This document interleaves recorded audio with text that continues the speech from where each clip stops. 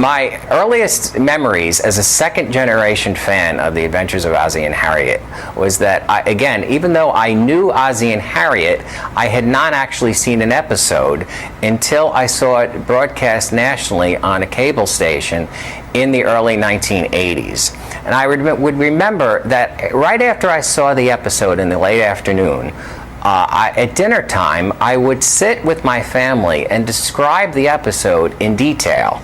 Now, on one hand, you would say a show that usually had a very simple premise for whatever episode I had just seen, I would take almost as long as that I had just watched it to explain it, because that's how much of an impact every episode had on me. Now, yes, I lived in front of a television since I was at the age of 5, but it was the Nelson family, or again, that I was discovering because I had seen every episode of I Love Lucy or The Honeymooners or every other popular show of its day, Hazel, Dennis the Menace, Mr. Ed. These are all of my favorite shows that got me through my childhood, and I consider them, again, my TV friends and family, and that was the point of those shows. I was fortunate enough to be born in the town next door to where Ozzie Nelson was born. So I lived in Ridgefield, New Jersey, and Ozzie grew up in Ridgefield Park. And I knew that he went to Rutgers University, which was so close. And as I watched the program, he would mention Palisades Amusement Park, which was always 5 minutes from my door. So there was a personal relationship with me that, yes, some of the other viewers that were watching around the country couldn't have. The Ozzie and Harriet show had such a profound impact on me because even at an early age, maybe about 12, of when I first would watch them on a regular basis, I knew I was watching something unique and different. It was comforting to sit with this family, wish you were a part of their family, and much more than when people grew up with the Brady Bunch or the Partridge Family and say the same thing. Because this show didn't seem scripted. And everyone in it, but starting from the top, Ozzie Nelson, made you feel like that you were sitting in the living room with the Nelsons. And when you saw that eagle hanging over the fireplace, again, you wished you had an eagle hanging over the fireplace, that they were comforting.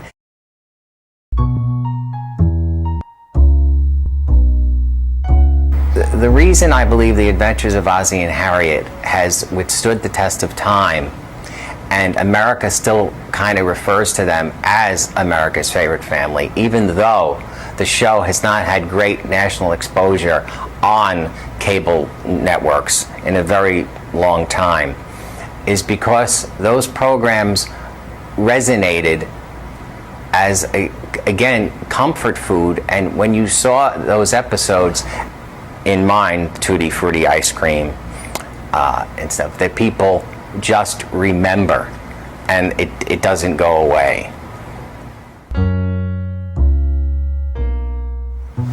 I believe what we can learn still from The Adventures of Ozzie and Harriet are the unique moral messages that were presented. And Ozzie was never heavy-handed or preachy in what he was trying to get across to his viewers.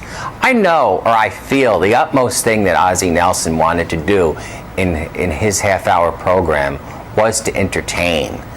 But there was somewhat always a moral in the episode, but you might not even have known that you were getting that moral until maybe you resaw the episode, which generally wouldn't happen if you were a first-time watcher for a while, or you thought about it later on. And obviously the series lasted for so long because of all the gentle impacts that Ozzie put in within that show.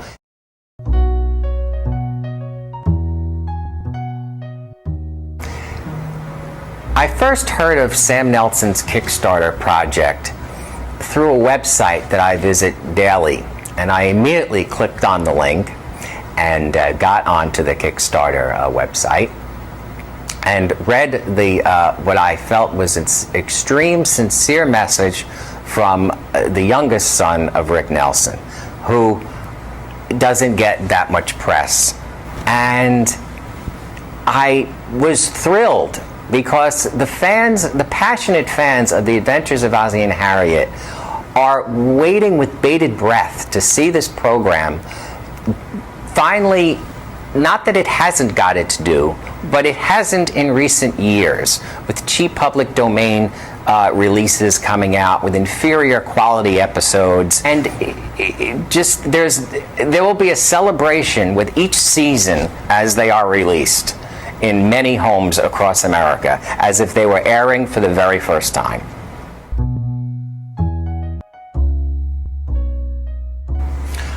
I immediately knew I wanted to get on board with Sam Nelson's Kickstarter restoration project of The Adventures of Ozzie and Harriet because of my love for the Nelson family and the program.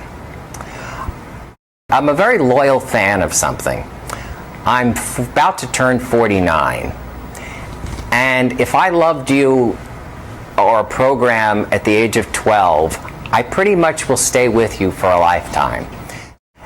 But I definitely knew that if something that I and many others wanted to see, I could not contribute to the project because of my love for the program and its history. So it's an honor and a privilege to be attached to this project.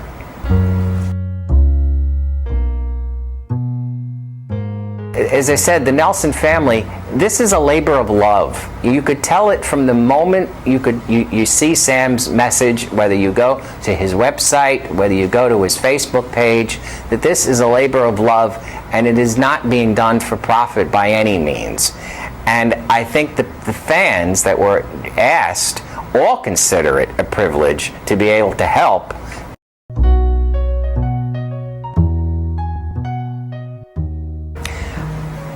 It almost makes me feel too selfishly proud. There have been previous Ozzie and Harriet releases, and the fans, we were thrilled to see those releases. But what we really wanted was to see them uncut. So anything that I could do to proudly contribute to that happening, again, was a reward for me, selfishly, to know that, again, I'm attached to this project and to this program for eternity, as long as DVDs exist, and then hopefully we'll put them on Blu-ray and whatever format to come in the future, as long as that we have The Adventures of Ozzie and Harriet to be able to purchase, as long as we have I Love Lucy and The Honeymooners and the other great classics of television.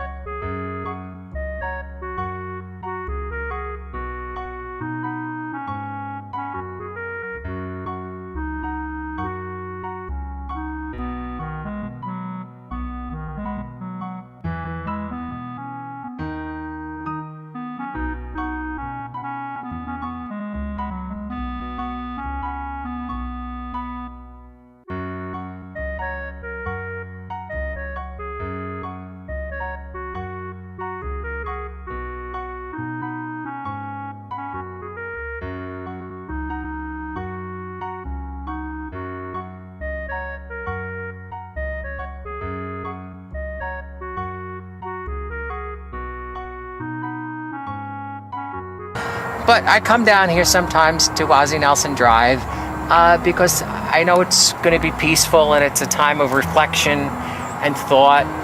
And also what pleases me very much is that it's near the Ridgefield Park High School, and the kids are very respectful. That's been the same sign installed in about 1990-91, and it's never been defaced at all.